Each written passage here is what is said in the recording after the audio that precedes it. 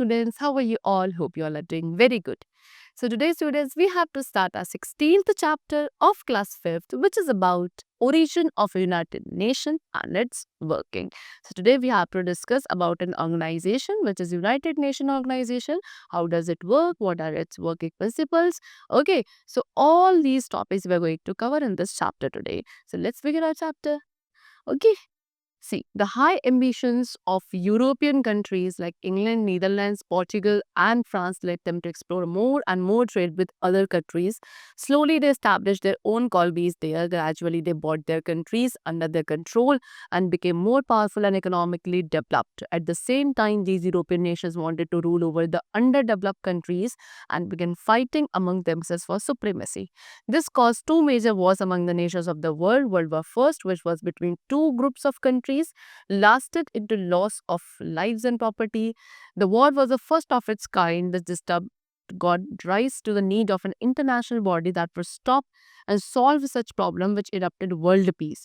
Hence, an organization called League of Nations was set up in 1919 to prevent such a war in future. However, it could not stop the upsurge of Second World War in 1939 and failed to achieve its goal. So, जो European countries के काफ़ी high ambitions थे, कौन कौन सी European countries like England, Netherlands, Portugal, France, है ना, इनके जो हाई एम्बिशंस थे, इसकी वजह से क्या हुआ, ये ज़्यादा एक्सप्लोर कर पाए, ये ज़्यादा से ज़्यादा ट्रेड करना चाहते थे बाकी दूसरी कंट्रीज़ के साथ, जिसकी वजह से उन्होंने क्या करा, अपनी खुद की कॉलोनीज इस्टेब्लिश कर दी दूसरी कंट्रीज़ में जाकर। धीरे धीरे ये क्या करने लगे, उस कंट्री को अपने कंट्रोल में करने लगे, ठीक है, और ज़्यादा से ज़्यादा अपने इकोनॉमी को डेवलप करने की कोशिश करते थे। सो इस टाइम पे क्या हुआ, ये यूरोपियन नेशंस क्या करना चाहते थे, उसके साथ साथ जो अंडर डेवलप कंट्रीज थी वहाँ पे रूल करना भी इन्होंने स्टार्ट कर दिया, ठीक है, and they start fighting among themselves for supremacy. और अपने आप में इनमें क्या होने लगा, आपस में ये फाइट करने लगे, क्योंकि सभी को क्या करना था, अंडर डेवलप कंट्रीज के अंदर रूल करना चाहते थे। सो आपस में पहले तो ये एक साथ ही काम करते थे, लेकिन फिर आपस में ही, क्योंकि सबको क्या ज़्यादा पावर चाहिए थी, ज़्यादा कंट्रोल चाहिए था, अपनी इकोनॉमी को ज़्यादा पावरफुल बनाना था, इसकी वजह से ये आपस में फिर लड़ने लगे सुप्रीमेसी को क्या करने के लिए, हासिल करने के लिए। इसी इनकी फाइट की वजह से क्या हुआ, दो मेजर वॉर हमारे नेशन में हुए इस टाइम पे, नेशंस के बीच में हुए इन द वर्ल्ड, जिसमें वर्ल्ड वॉर फर्स्ट था, जो किसके दो ग्रुप्स के बीच में हुआ था, कंट्रीज के दो ग्रुप्स के बीच में हुआ था, जिसमें बहुत सारी लाइफ और बहुत सारी प्रॉपर्टी का नुकसान हुआ। फिर क्या हुआ, इससे कहीं न कहीं बहुत ज़्यादा ये जो नुकसान था, इसमें लोगों के क्या हुआ, अपने ही तरीके से क्या भुगतना पड़ा चीज़ों को, ठीक है? लॉस, सैक्रिफाइस देखने पड़े। तो इसकी वजह से क्या हुआ, कहीं न कहीं एक इंटरनेशनल बॉडी जो थी, वो क्या उसका अ एस्टैब्लिशमेंट होना ज़रूरी हो गया, ठीक है? So this disturb gone rise to need of an international body. जो डिस्टर्बेंस हुई इसकी वजह से यहाँ पे एक ज़रूरत महसूस हुई किसकी, इंटरनेशनल बॉडी की, जो इस तरीके के जो वॉर्स होते हैं उनको स्टॉप करे, या जो ये प्रॉब्लम्स इनके बीच में होती है वो क्या करी जाए, सॉल्व करी जाए, सो दैट इससे क्या ना हो, जो वर्ल्ड लेवल पे पीस है वो डिस्टर्ब ना हो। इसलिए एक ऑर्गेनाइजेशन जिसका नाम था लीग ऑफ नेशन, उसको सेटअप किया गया 1919 में, जिसका क्या काम था कि इस तरीके के जो वॉर्स इन फ्यूचर अगर होते हैं तो उनको क्या करना, रिजॉल्व करना, प्रिवेंट करना। लेकिन ये भी ऑर्गेनाइजेशन इस काम को नहीं कर पाई, बिकॉज उसके बाद फिर से सेकेंड वर्ल्ड वॉर हुआ 1939 में, जिसके वजह से हम ये कह सकते हैं कि जो गोल था लीग ऑफ नेशन का वो क्या हो गया, यहाँ पे फेल हो गया, ठीक है। So world war second lasted for about 6 years, कितना, करीबन 6 ईयर्स, 6 साल तक क्या चला, वर्ल्ड वॉर सेकेंड चला, lasted for about 6 years. It was more destructive than the first world war. ये पहले वर्ल्ड वॉर से भी ज़्यादा भयानक था, इसमें ज़्यादा नुकसान हुआ चीज़ों का। The war ended when USA dropped atom bombs on two Japanese cities, Hiroshima and Nagasaki. और ये वॉर कब जाके एंड हुआ, जब यूएसए ने 2 एटम बॉम्ब्स ड्रॉप किए थे दो जापानीज सिटीज़ में, एक हिरोशिमा और नागासाकी में। All unfavorable conditions during Second World War made the people realize the need to replace the League of Nations by a more effective body that would help to stop wars between countries. This feeling gave birth to the origin of United Nations Organization UNO, also called the United Nation UN. So ये जितनी भी unfavourable conditions उस time पर हुई second world war के वक्त, तब लोगों को रियलाइज हुआ कि ये जो हमने लीग ऑफ नेशन ऑर्गेनाइजेशन बनाई है इसको रिप्लेस किए जाना चाहिए एक और ज़्यादा स्ट्रॉन्ग, पावरफुल, इफेक्टिव बॉडी के थ्रू, जो क्या करेगी, इन कंट्रीज के बीच में होने वाले वॉर को प्रिवेंट करेगी, इनको सॉल्व करेगी। थी। सो इस फीलिंग की वजह से क्या हुआ, यहाँ पे एक न्यू ऑर्गेनाइजेशन का बर्थ हुआ जिसका नाम था यूनाइटेड नेशन ऑर्गेनाइजेशन, यूएनओ, या इसको हम यूनाइटेड नेशन खाली यूएन के नेम से भी जानते हैं। ओके, चलो। It was the result of three main leaders of strong and powerful countries. अब ये जो यूनाइटेड नेशन का क्या हुआ था, स्टैब्लिशमेंट हुआ था, ये किसकी वजह से हुआ था? थ्री मेन लीडर्स थे काफी स्ट्रॉन्ग और पावरफुल कंट्रीज के। एक आपके American president Roosevelt, okay, British prime minister Winston Kusal and Russian prime minister Stalin. ये तीन काफी क्या थे, लीडर्स थे, मेन लीडर्स थे थ्री पावरफुल कंट्रीज के। इनके ही क्या रिजल्ट से इसका फॉर्मेशन हुआ, इसका स्टैब्लिशमेंट हुआ। ये जो नेम यूएन दिया गया था वो फ्रैंकलिन रूजवेल्ट ने दिया था। This is he is who, Franklin Roosevelt. The UN was officially declared on 24th October 1949 in San Francisco, USA, when 15 countries signed its charter. So ये जो UN था इसको ऑफिशियली कब डिक्लेयर किया गया? 24 अक्टूबर 1949 में। कहाँ? सैन फ्रांसिस्को, यूएसए में, जब 50 कंट्रीज थी अराउंड जिन्होंने क्या इसके चार्टर पर साइन किया। और इस डे को सेलिब्रेट किया जाता है all over the world as the UN। UN headquarter complex कहाँ है? न्यूयॉर्क, यूएसए में है। और प्रेजेंटली कितने 192 मेंबर्स है इस यूएन के। दिस इज यूएन हेडक्वार्टर जो कि कहाँ है? आपका न्यूयॉर्क पे है। Now what are the objectives of the UN? UN के क्या ऑब्जेक्टिव्स है, क्या गोल्स हैं जो इसे अचीव करना होता है? Maintaining international peace and security at each level. सबसे पहले काम क्या है कि हर एक लेवल पे इंटरनेशनल पीस और सिक्योरिटी मेंटेन करना है। Developing friendly relations among Nations of the world. World के जितने भी नेशंस हैं उन सभी के बीच में फ्रेंडली रिलेशंस होने चाहिए, उनको डेवलप करने का काम है। दूसरा, cooperating with nation in solving the economic, social, culture and humanitarian problem. ठीक है, जितने भी नेशंस है वो आपस में एक दूसरे के साथ कोऑपरेट करे, चाहे किसी भी तरीके की प्रॉब्लम हो, इकोनॉमिक, सोशल, कल्चर, ह्यूमैनिटेरियन, उनको सॉल्व करने में सभी नेशन एक दूसरे की हेल्प करे। Promoting social process and better standard of living. Social process promote हो, अच्छा स्टैंडर्ड ऑफ लिविंग हो। Protecting basic freedom and human rights all over the world. पूरे वर्ल्ड में जो बेसिक फ्रीडम और ह्यूमन राइट्स है उनको प्रोटेक्ट करने का भी एक गोल था हमारे यूएन का।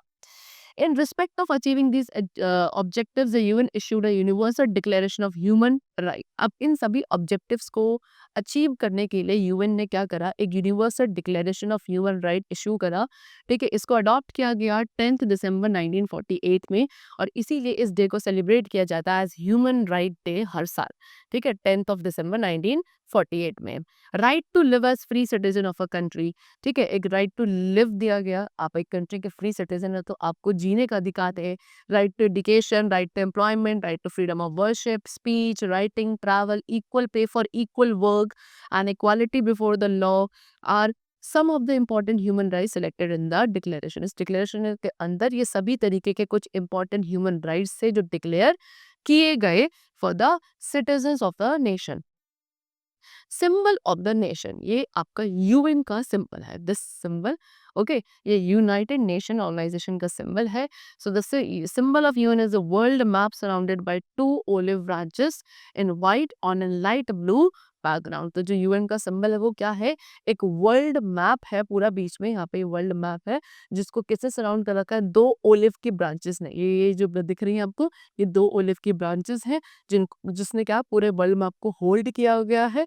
ठीक है, व्हाइट कलर का होता है, इसका जो बैकग्राउंड होता है वो ब्लू कलर का होता है। These olive branches are a symbol of peace. ये जो ओलिव के ब्रांचेस नहीं, किसका सिंबल है? पीस का सिंबल है। And the UN symbol was adopted on 20th अक्टूबर 1947। इस यूएन सिंबल को कब अडॉप्ट किया गया था? 20 अक्टूबर 1947 में। Main organs of the UN, क्या क्या यूएन के मेन ऑर्गन्स है? 5 प्रिंसिपल ऑर्गन्स है यूएन चार्टर के विद सब डिफरेंट फंक्शन। ये 5 के 5 जो ऑर्गन्स है वो डिफरेंट फंक्शन सर्व करते हैं। Number 1, general assembly, okay. Next is security council, Economic and Social Council. The International Court of Justice and the Secretariat are the International Courts of Justice. ठीक है, जो आपका इंटरनेशनल कोर्ट ऑफ जस्टिस है और the secretariat है, ये international court of justice होते हैं। इनका जो हेडक्वार्टर है वो कहाँ सिचुएटेड है? Eight the Hague. और जितने भी 4 ऑर्गन्स हैं वो कहाँ लोकेटेड है? न्यूयॉर्क में। UN family however is much large, having 15 agencies and several programmes and bodies. UN family काफी बड़ी है, इसके अंदर अराउंड 15 एजेंसीज और काफी सारे प्रोग्राम्स एंड बॉडीज इंक्लूडेड है। Next is the general assembly. It is the largest body of the UN. General assembly क्या हमारे यूएन की सबसे बड़ी बॉडी है. ये एक इंटरनेशनल पार्लियामेंट की तरह वर्क करती है, जो सभी, it is compose of all member states of the UN. किससे मिलकर बनी है? जितने भी यूएन के क्या है मेंबर हैं, मेंबर स्टेट्स हैं, उन सभी से मिलकर इसकी क्या बनाया गया है, जनरल असेंबली को बनाया गया है. इसमें मेन पॉलिसीज क्या बना काम है इसका? मेन पॉलिसीज को बनाना, discuss budgetary matter, budgetary matters को डिस्कस करना, and the peacekeeping efforts of the UN. और जो पीस मेंटेन करनी होती है, पीस मेंटेन करने के लिए जो एफर्ट्स लेने होते हैं यूएन को, वो सब डिस्कस किए जाते हैं जनरल असेंबली में. Okay. The assembly meets once every year. How it can meet in a special session in case of some emergency. Assembly क्या होती है? ये assembly हर साल का एक, मतलब पूरे साल में एक बार जरूर क्या करी जाती है, हेल्ड करी जाती है. और अगर कोई स्पेशल केस है, इमरजेंसी केस है, तो उसमें हो सकता है एक से ज्यादा बार भी असेंबली हेल्ड करी जाए. Next is the security council. Security council कितने मेंबर्स से मिलकर बना है? 15 मेंबर्स है, जिसमें 5 परमानेंट मेंबर्स होते हैं. ठीक है. USA, UK, China, Russia and France. और 10 नॉन परमानेंट मेंबर्स होते हैं, जिनको कौन इलेक्ट करता है? काउंसिल में असेंबली इलेक्ट करती है. कितने साल के लिए? For a term of 2 years. This organ is responsible for maintaining peace and security among countries. इस ऑर्गन को क्यों रिस्पॉन्सिबल, किस क्या काम है इसका? कि ये कंट्रीज के बीच में पीस और सिक्योरिटी को मेंटेन करके रखेगा. Next is the economic and social council. फिर उसके बाद तीसरा कौन है? इकोनॉमिक एंड सोशल काउंसिल, जिसको हम ECOSOC भी बोलते हैं. It deals with social economic problem. इसका काम क्या है? सोशल और इकोनॉमिक प्रॉब्लम से डील करना.